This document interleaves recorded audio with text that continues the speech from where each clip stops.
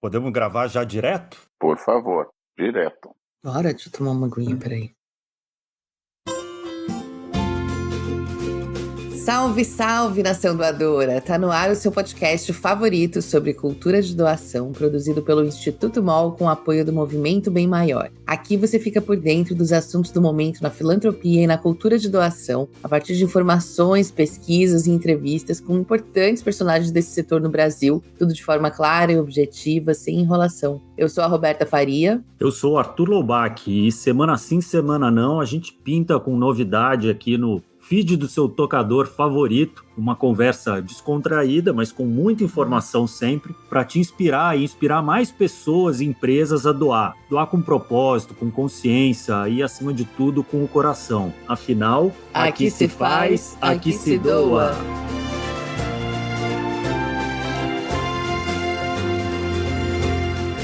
Olá, estamos de volta e hoje estamos até sem roupa para uma coisa tão chique como essa. A gente recebe... Opa, não. Não, estamos com roupa, mas não com roupa. Não temos nem roupa tão elegante para receber este convidado de altíssimo nível hoje aqui no podcast, o Leandro Carnal, o grande filósofo brasileiro. Eu acho que ele dispensa apresentações, mas eu vou apresentar assim mesmo, porque eu estou muito orgulhosa da nossa produção de ter conseguido essa grande entrevista. O Carnal, para quem não sabe, é historiador, professor, escritor, apresentador de TV e um dos pensadores mais populares do Brasil hoje. Ele é doutor em História Social pela USP, pós-doutor pela UNAM do México e pelo CNRS na França, onde ele teve uma formação que mescla história cultural, antropologia e filosofia. O Carnal também foi professor da Unicamp por 23 anos e apresentador na CNN até bem pouco tempo atrás com o talk show CNN Tonight e o programa Universo Carnal. Hoje a conversa com ele vai ser sobre um dos maiores problemas que o Brasil enfrenta no terceiro setor e na sociedade como um todo. Eu estou falando da confiança, ou melhor, da falta dela. No ano passado, o Banco Interamericano de Desenvolvimento, o BID, fez um estudo que apontou que o Brasil é o último colocado no ranking de confiança dentre todos os países da América Latina e do Caribe. E olha que os índices na região já são bem baixos. No Uruguai, o país da América Latina em que a população mais confia nas pessoas e nas instituições, esse índice chega a 21% e a média mundial é de apenas 25%. E aqui no Brasil, nosso índice é de 4,69%. Que tristeza. Repita, 4,69%. É bem assustador, né? Nem 5 a cada 100 brasileiros confiam na maior parte das pessoas e instituições que conhecem e convivem. Um número menor até do que o da Venezuela, que passa por uma crise gravíssima, ou supostamente uma crise gravíssima em questões profundas. A desconfiança atinge boa parte das instituições e até dos indivíduos. Tem até quem acha que esse é um traço do DNA dos brasileiros. A gente vai falar com o Carnal bastante sobre isso. E alguns estudiosos acreditam até que a burocracia exagerada que a gente tem no país surgiu em resposta a essa impossibilidade de confiar. De fato, as raízes são antigas, a gente vai falar mais para frente, eu acho que a gente vai ter mais informações para pensar sobre isso. Mas, basicamente, a ideia é que, sem regras muito bem estabelecidas, dada a urgência ou a improvisação que foi a formação desse nosso maravilhoso país, as pessoas acabam achando que alguém vai passar a perna nelas, basicamente, trocando, né, em linguagem de fim de semana. Essa herança tem a ver com a nossa colonização, claro, quando os portugueses levaram muito das nossas riquezas e estabeleceram um tipo de colonização que a gente chama de colonização de exploração, né? Diferente do que teve em outros países. Agora, se o brasileiro é tão desconfiado o tempo todo, imagina o quanto isso afeta o cotidiano desse nosso setor aqui, né? O próprio BID traz uma medida concreta dessa falta generalizada de confiança, e ela impacta toda a realidade brasileira, não só o terceiro setor, fazendo com que a gente tenha um desenvolvimento econômico, social, bem abaixo do nosso potencial. Apesar de o Brasil ser um país com essa infinidade de recursos naturais e tanto profissional qualificado, a gente ocupa só a 59ª posição no ranking internacional de competitividade. Mas o que explica, né, esse descompasso? Para alguns pesquisadores da Fundação Getúlio Vargas, a palavra-chave é justamente confiança. A falta dela estaria na raiz da nossa incapacidade de coordenar esforços coletivos, algo que afeta muito a produtividade das nossas empresas e organizações e, portanto, a nossa competitividade. Mas não tem só notícia ruim também. Em 2022, o estudo global Trust Barometer, que é feito pela agência Edelman em todo o mundo, todos os anos, registrou um aumento de 4 pontos no índice de confiança nas ONGs brasileiras. E assim como as empresas, elas são vistas como éticas e competentes, o que é uma melhora incrível, ainda mais depois de um período difícil como foi a pandemia para o setor, e talvez justamente por causa desse momento em que ficou mais visível o trabalho e a importância do terceiro setor para a sociedade. Então, isso pode ter contribuído para esse aumento da confiança. Já os índices de confiança no governo e na mídia, por exemplo, que já amargavam uma pontuação muito baixa, tiveram quedas mais significativas ainda nesse período, e a gente tem que admitir que realmente motivos não faltam para desconfiar de algumas coisas, né? Por exemplo, a grande questão das fake news, né? Enfim, ou da corrupção no governo, que de fato afetam a nossa capacidade de confiar. Bom, um exemplo, né, para a gente trocar em miúdos aqui e partir para questões mais concretas, tem um caso aqui que é interessante, que surgiu ultimamente, a gente resolveu trazer aqui nessa pauta, que é, vocês lembram que o Pix surgiu como uma mão na roda para todo mundo, para resolver os problemas financeiros, facilitar as operações e tudo? Uma forma muito mais simples e ágil de fazer e receber doações, né, trazendo essa realidade aqui para o setor social. Num primeiro momento, parecia bem interessante, só que... Milhões de brasileiros tiveram dados expostos na internet. Foi Olha, maior, muito cuidado com o Instituto Brasileiro de Defesa do Consumidor, o IDEC, reuniu os principais grupos de jovens e adolescentes envolvidos em roubos de celular para conseguir praticar golpes via Pix. Todos os dias a gente escuta notícias como essa, de novos golpes usando o sistema e mostrando que o Pix já não parece assim mais tão confiável quanto parecia num primeiro momento. E pensando em resolver esse problema, a plataforma de arrecadação coletiva de recursos, a Benfeitoria, né, a gente fala deles aqui recorrentemente no programa, afinal é uma das mais usadas no país, a gente conhece e confia neles bastante, lançaram uma ferramenta bem interessante chamada Chapix.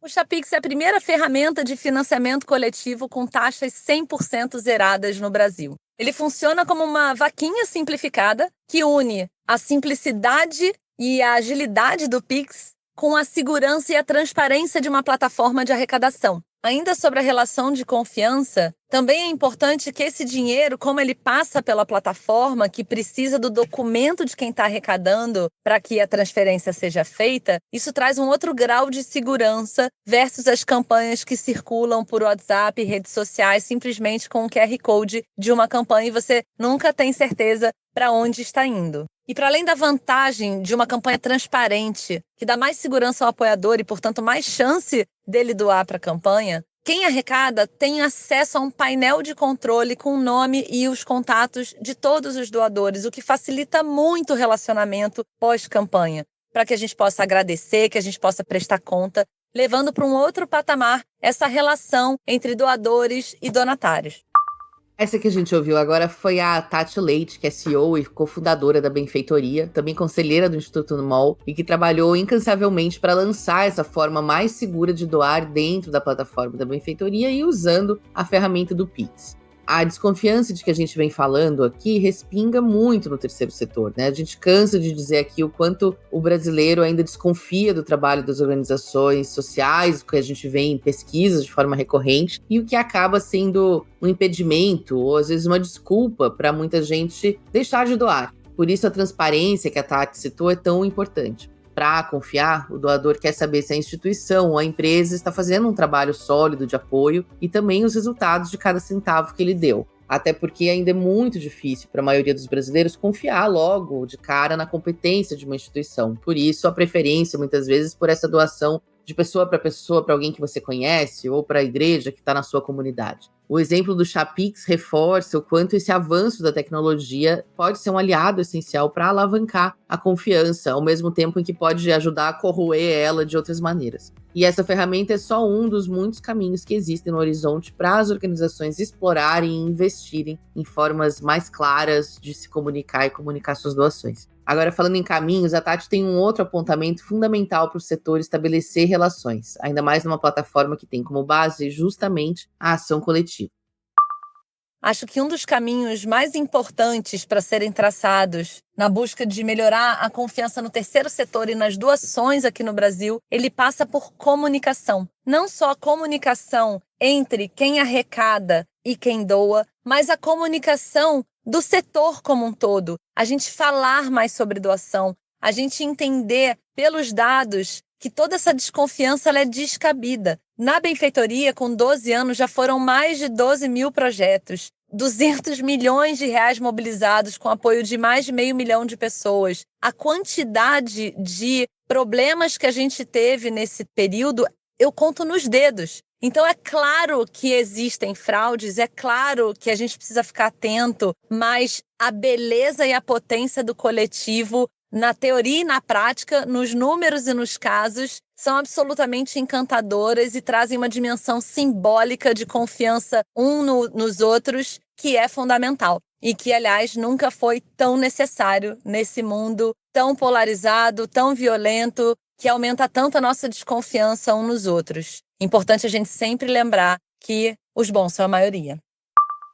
A gente falou lá atrás que a colonização pode estar na origem dessa desconfiança excessiva e estrutural que a gente enfrenta aqui no Brasil em relação a esse tema da confiança. Faz sentido, então, o que muitos estudiosos vêm propondo, aplicar um olhar decolonial também para a filantropia, né? A gente voltar lá nas nossas raízes de construção do país e tentar construir de novo, a partir de onde a gente conseguir desconstruir. O ativista americano Edgar Villanueva, que a gente já falou aqui sobre ele no podcast, ele é autor do livro Decolonizing Wealth, ele sugere que a gente deve abandonar essa visão eurocêntrica de que as lideranças da filantropia tradicional estão um degrau acima daqueles a quem elas apoiam com recursos. A própria filantropia nasceu do acúmulo injusto de riquezas e da lógica capitalista. É um assunto que nem todo mundo gosta de falar, mas a gente tem que reconhecer, principalmente nos países com maior desigualdade, os países que foram formados a partir de uma aristocracia togada, como o nosso país.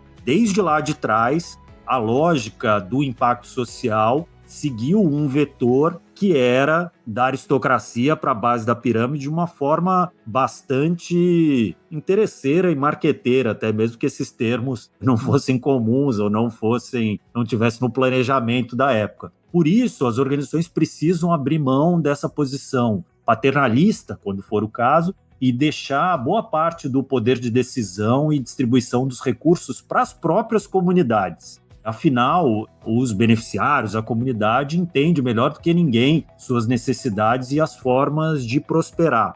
Falando um pouquinho aqui do nosso posicionamento, já que o podcast é nosso, na MOL, a gente há alguns anos estabeleceu uma forma de trabalhar na nossa área de impacto e transparência com uma lógica de corresponsabilização. É um termo que não faz ainda parte da vida da maior parte dos filantropos brasileiros e tudo, mas é uma lógica na qual a gente acredita bastante, que é basicamente, se você está disposta a apoiar uma causa social, você tem uma causa do coração, você quer impactar, você também tem que dar as mãos com quem você está apoiando e com quem você está beneficiando para tentar construir o maior resultado possível, mas de uma forma o mais decolonial possível, junto às organizações que a gente apoia. A gente não tenta fazer o trabalho deles, mas a gente tenta colaborar com o que a gente faz de melhor. Então a gente tem uma organização de saúde que entende muito de saúde, mas está com uma dificuldade de captação de recursos, de gestão de processo. Isso a gente sabe fazer bem. Então a gente tenta colaborar com as nossas ferramentas, com os nossos processos, com as metodologias de gestão da nossa equipe para tentar juntos gerar um maior resultado. E gastar tempo e suor e crença e amor junto com ele.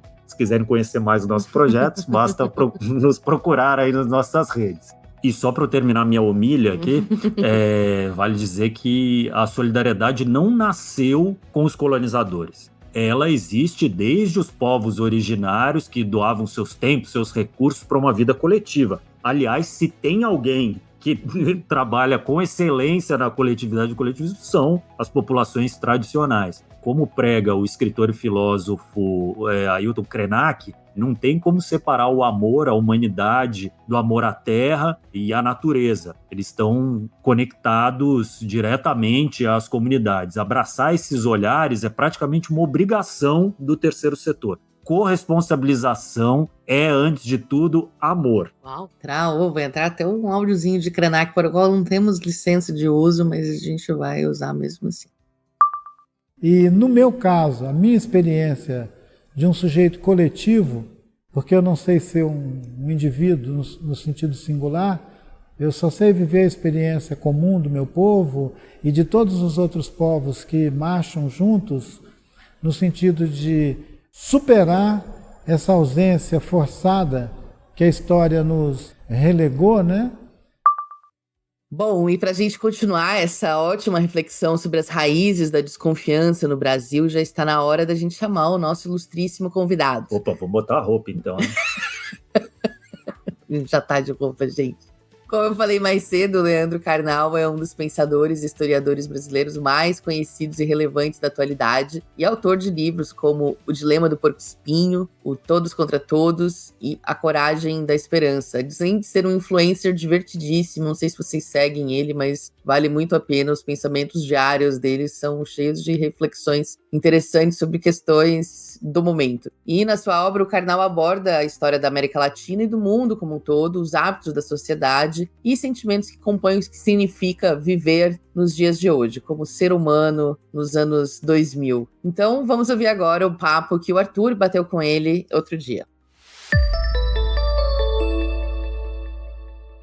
Professor, seja muito bem-vindo ao nosso podcast. É uma alegria, uma honra ter você aqui hoje. Era um sonho nosso contar com você aqui. A gente nem achava que era possível e nosso sonho se realizou. Então, queria primeiro, para a gente começar a nossa conversa, falar um pouquinho das raízes da confiança, que é o tema desse episódio. Gostaria que o senhor falasse de onde nasce essa desconfiança brasileira, né? Isso é uma herança colonial e a gente começar a desenrolar aí esse novelo por aí. Eu é que agradeço, Arthur, é uma honra estar falando com vocês. Eu acho que nós temos uma tradição histórica e temos um momento específico, uma conjuntura. Quem foi colônia por mais de 315 anos, vou considerar a elevação do Brasil ao Reino Unido como o fim jurídico da colônia, mas quem teve que obedecer a autoridades distantes, que não tinham o menor interesse no nosso progresso, na nossa segurança, no nosso equilíbrio, aprendeu muito cedo a mentir, a contrabandear, a não dizer a verdade, mas a acatar a autoridade. Eu acho que a desconfiança nasce de uma relação assimétrica, quer dizer, eu não posso desobedecer, senão o rei manda me matar, mas eu não quero obedecer porque ele contraria todos os meus interesses e toda a minha vontade de existir. Então, eu vou trabalhar sempre com a hipótese de que eu tenho que tirar a máxima vantagem possível do sistema sem enfrentá-lo diretamente. Então, isto está numa origem histórica dos países colonizados, é um discurso colonial, mas confiança significa ter fé em conjunto, confidere, né? Eu tenho que acreditar em conjunto. Para isso eu tenho que ter valores em conjunto. No período colonial, não havia valores em conjunto. O que interessa à elite que extrai ouro das Minas Gerais, aos escravizados que são trazidos para trabalhar nos canaviais, não é a mesma coisa que interessa ao senhor de escravizados ou ao rei de Portugal. Então, eu não tenho valores em conjunto, eu não tenho objetivos em comum, isso torna muito difícil a confiança no sistema. Nós temos uma tradição de interpretação das regras, e isto quebra um pouquinho a nossa questão de confiança. E há uma questão específica no momento atual do Brasil que a gente pode falar depois. E isso, então, tendo raízes tão profundas, até que ponto isso é mutável ou é uma chaga que vamos ter que levar pelo resto da nossa vida? Bem, não existe determinismo na espécie humana. Tudo que nós humanos produzimos, tudo que nós humanos criamos como regras, hábitos, costumes, cultura, pode ser mudado. Na década de 60, por exemplo, as pessoas passaram a deixar o cabelo ficar mais comprido no século passado e alguns disseram que era o fim do mundo. Ora, Jesus usava cabelos compridos no século I. O uso de calça associada à masculinidade não era usado no Império Romano. As ideias e as culturas mudam. Durante 3.000 anos, o deus do Egito foi Osíris. Muito mais tempo do que o cristianismo tem. De repente, surge o cristianismo no Egito e depois vem a conquista islâmica a partir do século VII, ou seja, religiões, Deus, concepções, sexualidade, costumes são mutáveis. Tudo pode ser transformado. Algumas coisas duram muito, outras duram pouco. Então, não existe determinismo, seremos assim para sempre. Eu sempre gosto de lembrar as pessoas que a Dinamarca, há 1.500 anos, era um país de vikings, saqueadores, estupradores, destruidores de propriedades. E hoje a Dinamarca é um país de cidadania plena, constituição, estabilidade, uma monarquia antiquíssima, de pleno respeito à ecologia. Tudo pode ser mudado. E potências podem perder a potência e lugares pobres podem crescer. Porque não existe determinismo na espécie humana. Excelente, não? Excelente exemplo. E embalando nesse seu otimismo, se pode se dizer assim, tem uma parte boa da desconfiança também, né? A gente precisa de um pouco de desconfiança para a gente ser mais exigente e conseguir cobrar as coisas do jeito que tem que ser cobradas? Em primeiro lugar, eu não construo um projeto de nação sem uma confiança mínima das pessoas. Eu não construo uma sociedade, uma família, uma empresa sem um conjunto de valores que sejam a confiança. Então, sim, eu tenho que desconfiar, porque desconfiar me faz sobreviver. Nós somos descendentes dos homens pré-históricos desconfiados. Aqueles que não entravam em qualquer caverna sem ver se não tinha um bicho, aqueles que tinham medo. Nós somos descendentes de quem foi desconfiado, e não dos ousados e bravos. Não? Então, isso nos fez sobreviver. Está quase que na nossa tradição humana, um primeiro minuto de desconfiança, especialmente se o outro, aquilo que me faz ter medo, for diferente. Diferente religiosamente, etnicamente, ou qualquer outra questão. Nós temos uma relação com o mundo de desconfiança que tem algum caráter saudável, né? É importante desconfiar para sobreviver. E as nossas experiências negativas, levei choque alguma vez, e isso vai me fazer ter medo de colocar o dedo em tomada, elas vão produzindo mecanismos de sobrevivência. Mas eu tenho que passar por cima dessa desconfiança, porque o ato de existir é um ato de confiar. Eu vou abrir uma garrafa de água mineral e vou supor que ali dentro tem o que está escrito no rótulo, e não veneno. Eu vou dirigir e o sinal fecha, eu vou supor que tanto eu quanto o motorista de trás tenhamos por acordo que o sinal vermelho é intransponível. Ou seja, eu, para existir em sociedade, eu preciso confiar nas instituições, na família, nas regras e assim por diante. Então, eu preciso construir pontes de confiança.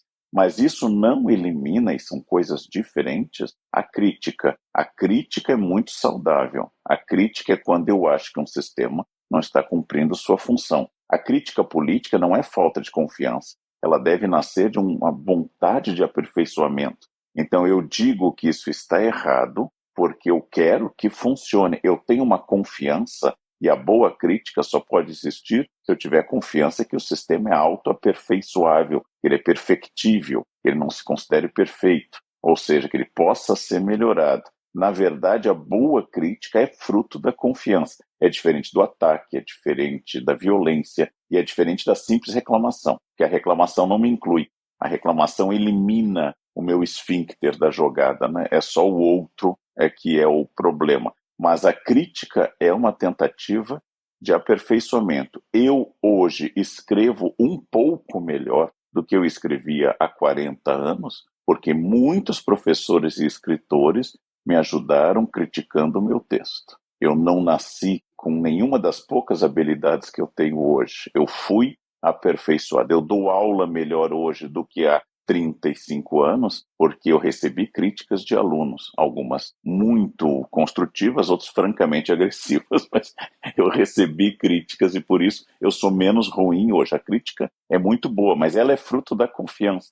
A boa crítica é fruto da confiança. E quando a gente trazendo agora a brasa para a sardinha aqui do nosso programa, né, e falar de filantropia, do terceiro setor, não dá para a gente negar que a desconfiança é provavelmente a maior barreira que a gente tem para o desenvolvimento da cultura de doação aqui no Brasil em especial. Mas, ao mesmo tempo, enquanto a gente tem essa desconfiança toda de que ONG lava dinheiro, que tem político envolvido e todas essas barreiras que a gente coloca, a cultura brasileira pressupõe uma generosidade. O brasileiro, supostamente, mas também na prática a gente vê bastante, gosta de ajudar o próximo, contribuir na sua igreja, na sua comunidade. Por que a gente tem tanta dificuldade em confiar e apoiar uma ONG e é tão fácil confiar no vizinho, confiar no pessoal da igreja e tal? O que muda nisso? Bom, existe um equívoco duplo. Se eu disser todas as ONGs são mecanismos desonestos, é tão falso quanto dizer nenhuma ONG é útil ou todas as ONGs são úteis.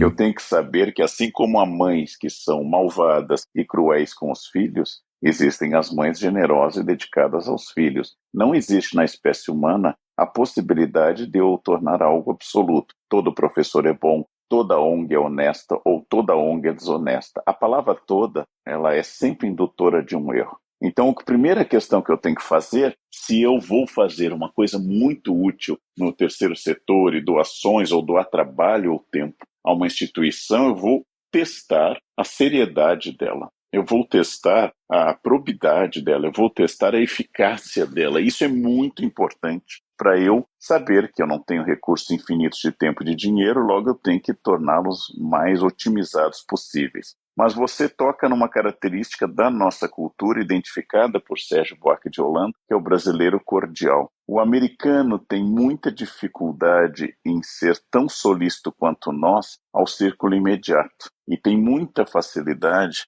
em ser solícito com o grande grupo. O americano tem uma cultura de doação muito institucional. Por exemplo, alunos bem-sucedidos de universidades, ao terem sua carreira consagrada, voltam à instituição de formação, que eles chamam de alma mater, e doam bibliotecas, alas, bolsas e assim por diante. É muito difícil entre nós essa questão. Nós somos mais cordatos com a família imediata, nós somos mais afetivos com as pessoas imediatas, caracteriza o homem cordial do Sérgio Buarque de Holanda, de um livro de 1936, Raízes do Brasil. Ou seja, nós temos diante de nós a facilidade de sermos generosos com pessoas imediatas e afetivamente imediatas. E um pouco mais difícil para nós pensar em sentido republicano, mais amplo e assim por diante. Então, nós temos uma relação muito mais afetiva com o círculo de conhecidos e muito menos próxima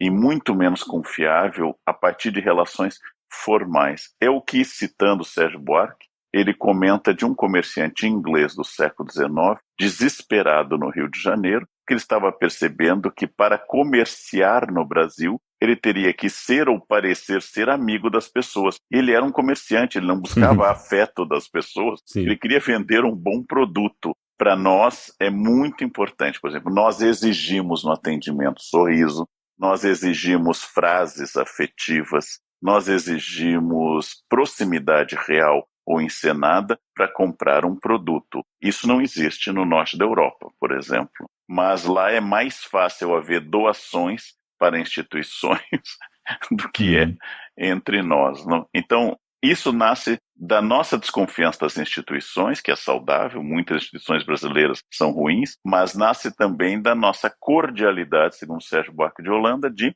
pensar de forma afetiva e pouco abstrata. Pensar de forma interpretativa a regra. E até que ponto a desigualdade enorme do Brasil e de outros países em desenvolvimento conta nessa questão da confiança? Ou seja, a gente desconfia mais quando o buraco é maior dos que estão com dinheiro, né? Quando você não tem?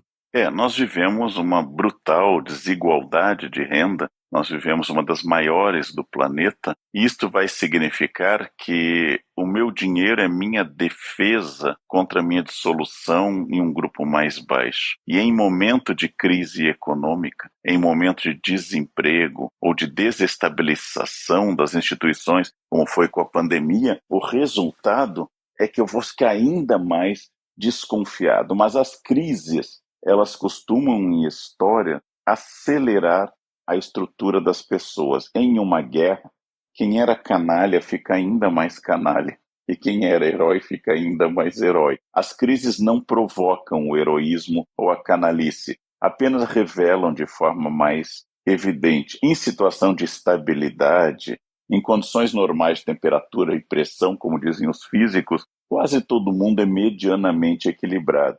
Mas havendo sede, fome, guerra, revolução, epidemia, aí as características aparecem. Grandes líderes da história surgem em momentos de crise e não em momentos de estabilidade. É neste momento que as habilidades de gerenciamento, as habilidades carismáticas de liderança aparecem muito mais. Por isso, este é um momento que as pessoas aumentaram a desconfiança. Paralelamente, fui testemunha disso durante a pandemia, surgem mais pessoas interessadas em atos de generosidade, em atos de compaixão, em atos de empatia com a sociedade.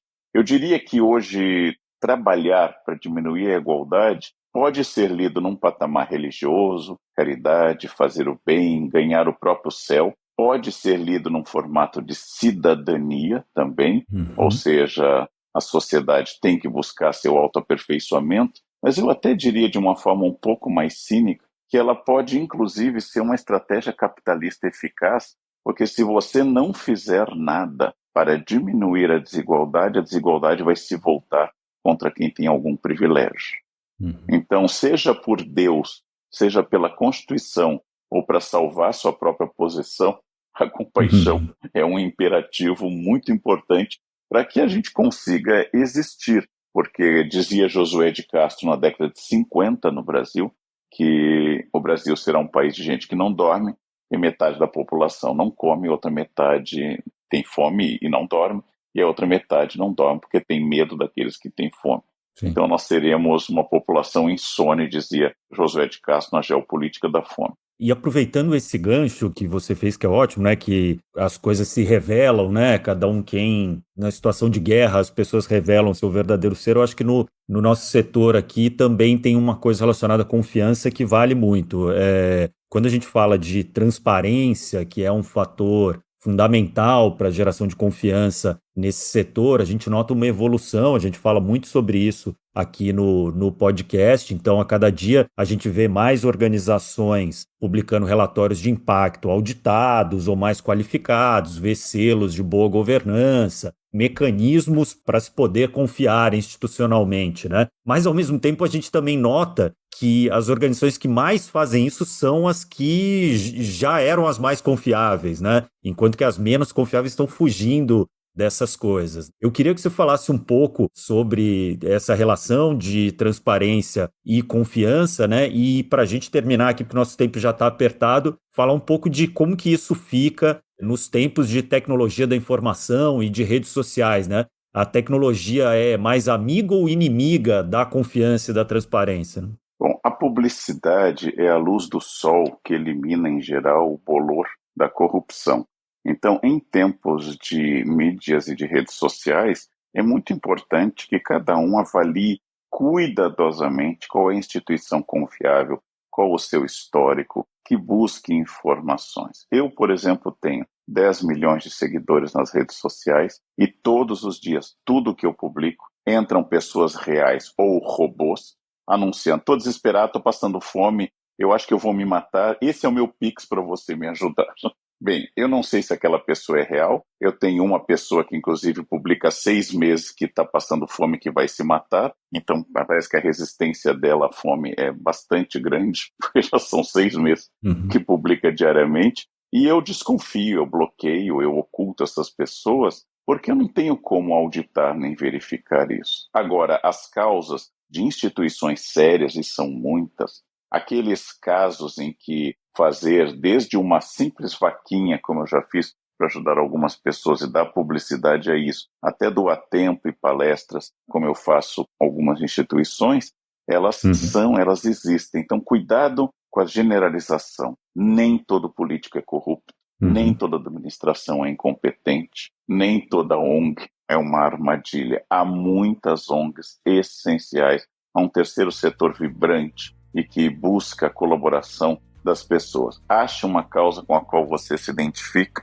doe tanto dinheiro, e doar dinheiro é doar o que é possível para você, quanto tempo também para essa instituição. Isso é fundamental. E creia-me, todas as atividades que eu faço a esse respeito, elas comprovam um dado teórico que eu vivo na prática. Poucas coisas estimulam tanto a felicidade quanto você quebrar o círculo imediato do seu interesse egoístico e se abrir para o interesse alheio.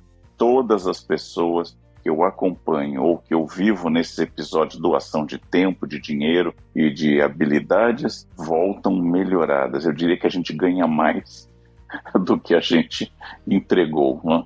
A gente sai de lá transformado. Não existe essa possibilidade da felicidade totalmente individual, isolado numa torre. E achando uma boa instituição, verificando, observando as auditorias, as prestações de serviço e assim por diante, e sempre crítico com todas as instituições e consigo próprio, creiam-me, o ato de doação, o ato da generosidade é um ato que faz muito bem a quem o pratica. Maravilhoso. Professor, mais uma vez, muito obrigado por nos brindar com seus conhecimentos aqui, né? Mesmo que de forma breve, enfim, as portas aqui do nosso programa vão estar sempre abertas. Quando estiver lançando um livro, alguma coisa, não precisa nem pedir, apareça quando quiser.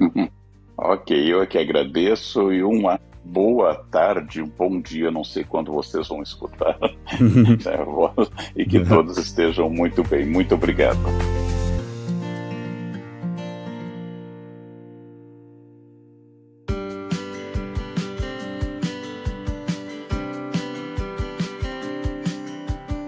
Pô, Arthur, tô com inveja da sua conversa com ele. Eu também queria ter feito eu converso esse... com você um pouquinho depois. Né?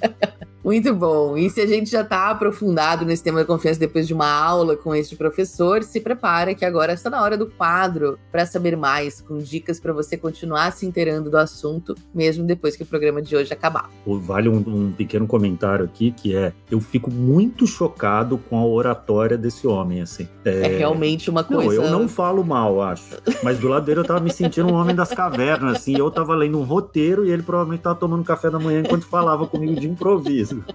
É realmente um espetáculo. É 23 anos dando aula, pessoa com pós-doutorado, imagina quanta aula dada todos os dias. Mas eu tive uns professores com uns 40 anos de aula ali, que eram pior que eu. Não, ele é um fenômeno mesmo de carisma.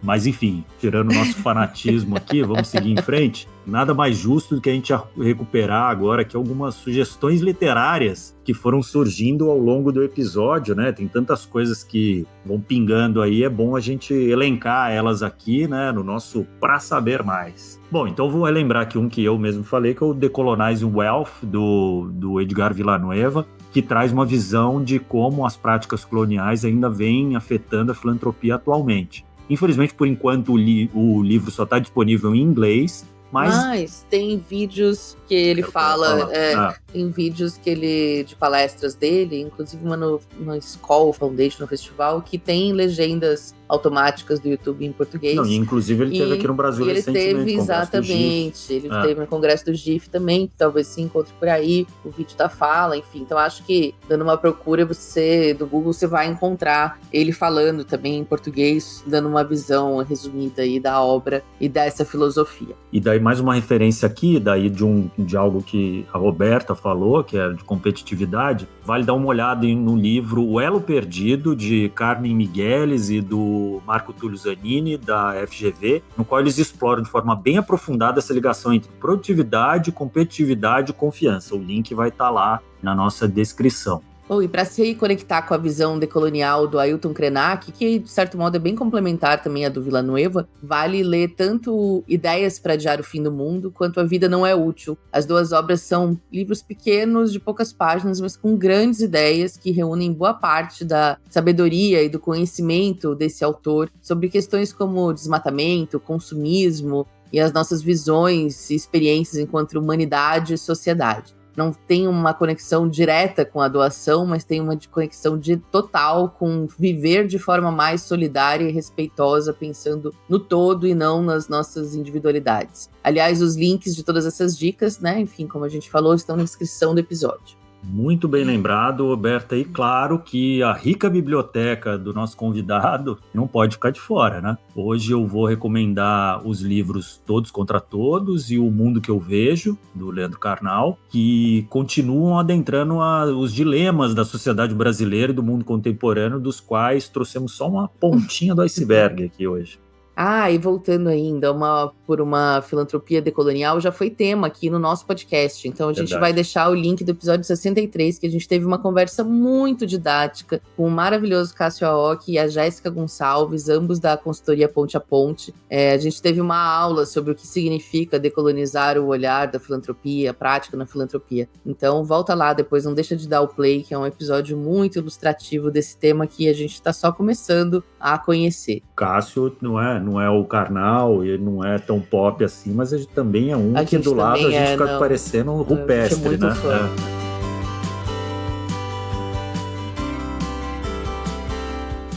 E para os cinéfilas de plantão, uma dica bacana aqui, para entender como funcionam as fake news, né, que tem tudo a ver com o tema aí da confiança, uma boa dica é assistir o documentário Depois da Verdade, da HBO.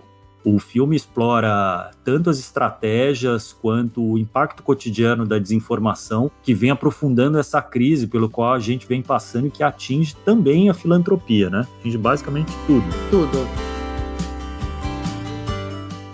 Roberto, enfim, esse assunto dá muito pano para manga, né? Quando o Karnal falou sobre a questão de desinformação, pensei no quanto a gente vem batalhando para, encarar minimamente esse desafio e sentir que a gente está vencendo de alguma forma a batalha, né? Mas está longe disso, né? E das coisas que, enfim, tem muitas coisas a discutir sobre confiança, desconfiança, mas um tema que eu acho que ele me deixou pensando muito, e acho que preciso ler esses livros para pensar mais e talvez continuar essa conversa sobre confiança na filantropia, que é a confiança entre nós como indivíduos, né? Quando você acha que ninguém presta, provavelmente é porque você também não presta muito, assim, né? Convenhamos. É difícil isso, né? A gente coloca esse lugar de... Sem meias palavras, né?